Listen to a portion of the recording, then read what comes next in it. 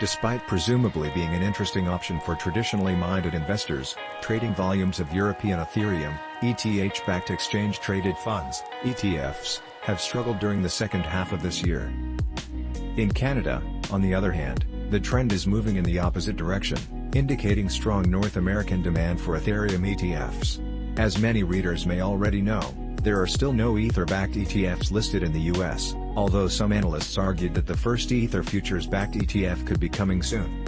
For now, however, the alternative for most investors is therefore to look for ETFs and various other exchange-traded instruments listed in Canada or Europe.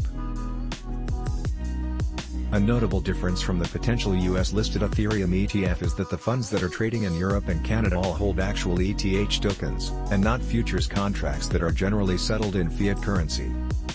Meanwhile, in Australia, the local ETF issuer ETF Securities announced in early December that it teamed up with Switzerland-based 21 Shares to launch the country's first Ethereum-backed ETF.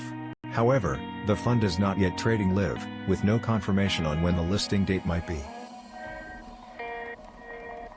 At the time of writing, the following Ether-backed ETFs, exchange-traded products, ETPs, and exchange-traded notes, ETNs, are listed in European countries and Canada, generates yield that is paid out monthly from selling Ether-covered call options. First of all, comparing all of these funds to the underlying ETH spot price shows us that the ETFs generally do a good job at tracking the price, which obviously is key for investors looking for a way to get exposure to the price without holding the underlying asset themselves.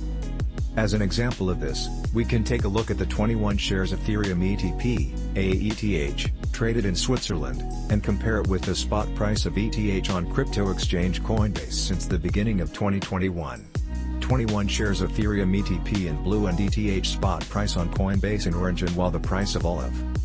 Comparing the trend in trading volumes, as shown by the 50-day moving average, since July across the different ETFs shows that nearly all of them are seeing fewer shares change hands now than they did 6 months ago.